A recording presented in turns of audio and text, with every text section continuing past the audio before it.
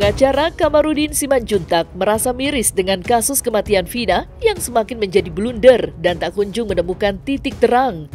Ia, Kamarudin Simanjuntak, juga geram dengan beberapa pihak yang dinilai kurang serius dan main-main dalam menangani kasus kematian Vina yang telah bergulir selama 8 tahun. Dalam kesempatan ini, beberapa sorotan atas kejanggalan dalam kasus kematian Vina akhirnya turut diungkapkan oleh Kamarudin Simanjuntak dengan harapan pihak kepolisian bisa segera memecahkan kejanggalan kasus tersebut. Dan untuk mengetahui itu semua, maka inilah 5 sorotan Kamarudin Simanjuntak atas kejanggalan kasus kematian Vina versi Cumi Top 5.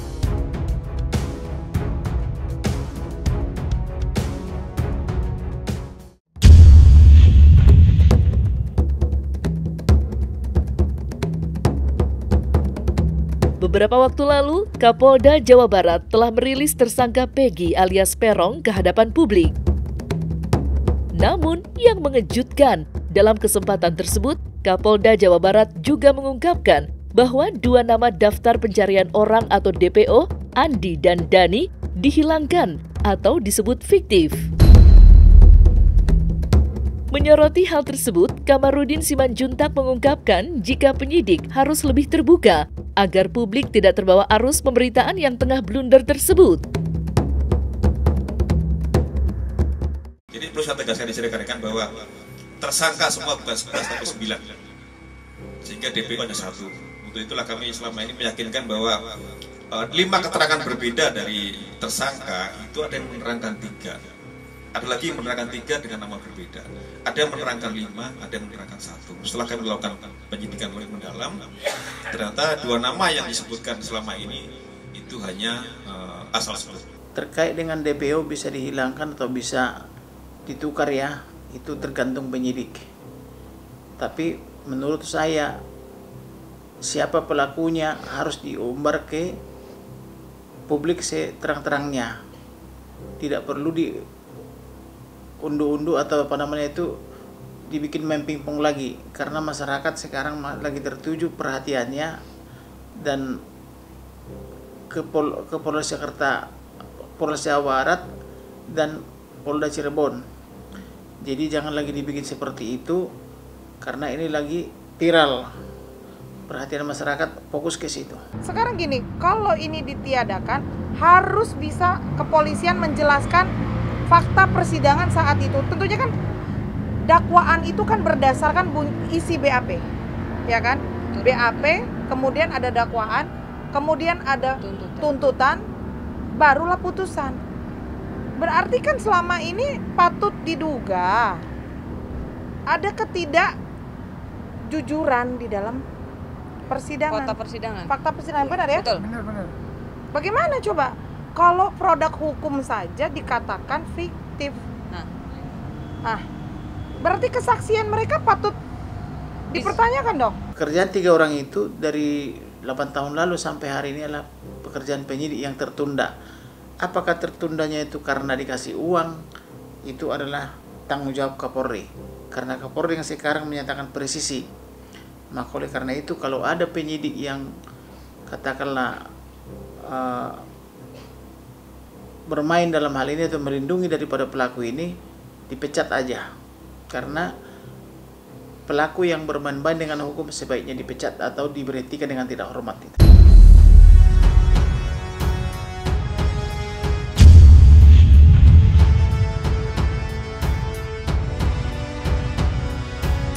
Ibtu Rudiana, ayah mendiang Eki, saat ini tengah menjadi sorotan publik. Ia tidak hanya pengacara Hotman Paris yang secara terang-terangan mencari Ibtu Rudiana untuk berdiskusi mengenai misteri kasus kematian Vina dan Eki. Kini, Kamarudin Simanjuntak juga menyoroti hal tersebut. Kamarudin Simanjuntak secara tegas mengungkapkan jika memang Ibtu Rudiana terbukti menutupi kasus yang saat ini tengah gencar diperbincangkan, ia meminta agar jabatan Ibtu Rudiana dicabut. Bisa aja, tapi kalau hal itu ada sebaiknya yang bersangkutan diberhentikan. Karena berarti tidak yang bersangkutan melindungi anaknya. atau melindungi kroninya. Jadi kalau dugaan itu terbukti ada, ya bisa saja itu.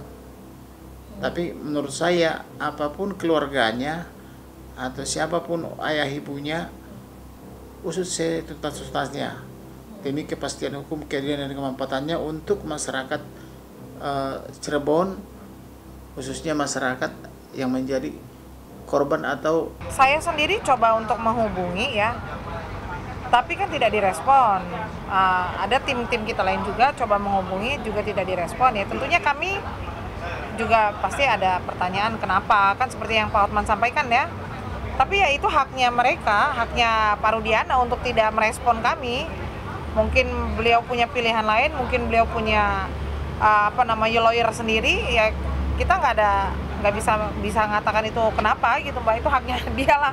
Dia nggak mau dengan kita, pasti kita mau paksa.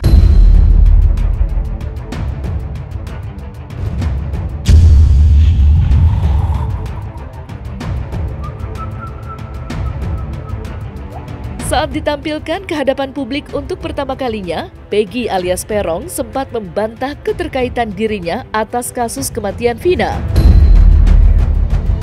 Menyoroti hal tersebut, Kamarudin Simanjuntak mempertanyakan perubahan identitas yang dilakukan oleh Peggy alias Peron. Menurut Kamarudin Simanjuntak, jika memang Peggy alias Peron tidak merasa sebagai pelaku atas kematian Vina, mengapa Peggy alias Peron mengubah-ubah identitasnya? pertanyaannya kan begini, kalau ada orang merasa salah tangkap, kamu merasa enggak kamu 8 tahun ini merubah nama? Dalam rangka apa kau rubah namamu? Kemudian ada nama yang dijuluki kepada tersangka, juga nama kepada dia. Kamu benar nggak kamu menggunakan nama itu? Gitu loh. Kemudian dan lain-lain gitu loh. Jadi kalau benar seperti itu, maka wajar dia ditangkap sampai ketemu dengan pelaku yang sebenarnya. Oh ya, itu hak dia saja, mau dia mengaku bukan sebagai pelaku atau rela dihukum mati, itu hak dia. Nanti biar kuasa hukumnya yang memberikan pembelaan terhadap dia. Kalau masalah bersalah atau tidak, kita yakinkan dia adalah Peggy yang seperti keyakinan pada persidangan hari ini. Ya, bahwa kita yakinkan PS adalah ini. Kita sudah menyita sejumlah dokumen terkait dengan identitas, kemudian juga motor yang digunakan kita sudah dapat STNK-nya, walaupun motornya belum dapat, tetapi STNK kendaraan yang digunakan pada saat kejadian kita sudah mengamankan.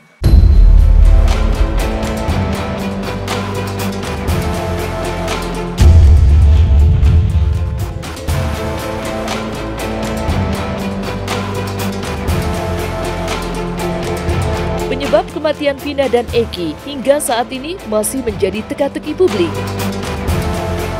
Seperti diketahui, pihak kepolisian sempat mengungkapkan bahwa kematian Vina dan Eki disebabkan oleh kecelakaan tunggal. Namun, jika menilik hasil berita acara pemeriksaan atau BAP dan amar putusan, dituliskan jika Vina dan Eki merupakan korban atas kekerasan sekelompok geng motor di Cirebon. Dan menyoroti hal tersebut, Kamarudin Simanjuntak pun memberikan tanggapannya atas penyebab kematian Vina dan Eki yang masih menjadi tanda tanya. Kemungkinan besar dia mengenali para pelakunya, karena pelaku kalau dikenal seperti itu maka dibunuh. Jadi 286 junto 340 junto 338 gitu. Hasil temuan tim Hotman 911 Vina, almarhumah Vina di Cirebon, yang Eko pada saat Eko rumah masih perawat. Ini menurut berkas perkara. Yang kedua Prianto, yang ketiga Eka Sandi, yang keempat Jaya alias Kliwon, yang kelima Hadi Saputra. Sedangkan DPO yang juga ikut menurut berkas adalah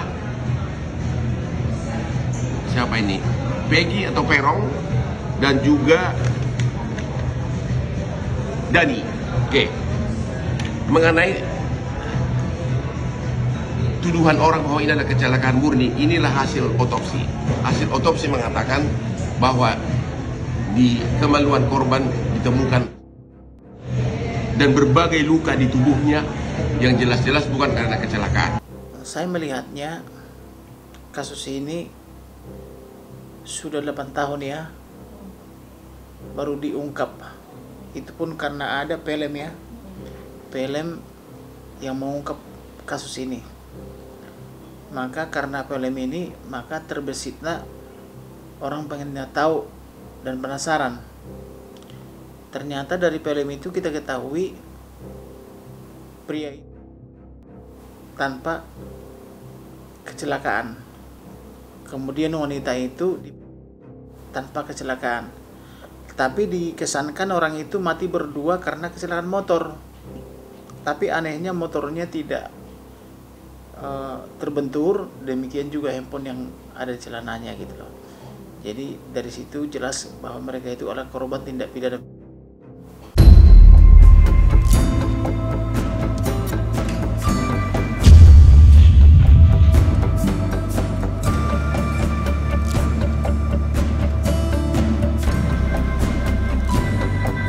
Beberapa waktu lalu, pihak keluarga mendiang Vina melalui tim kuasa hukumnya secara terang-terangan meminta agar Presiden RI Joko Widodo turun tangan untuk membantu memecahkan misteri kasus kematian Vina dan Eki.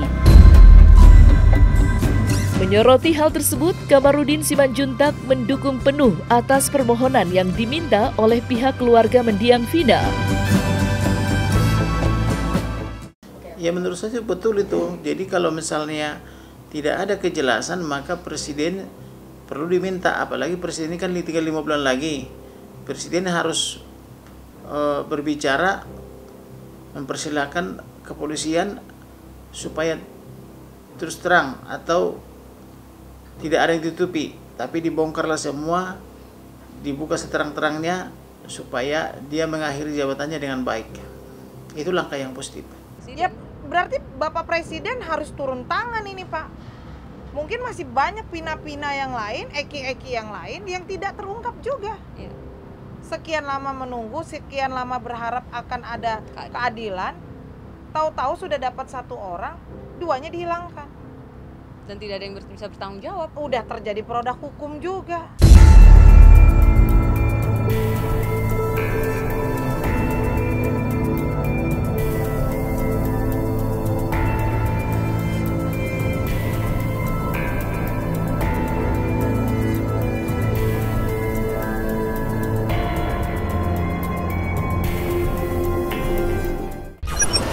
One, two, three, four, five.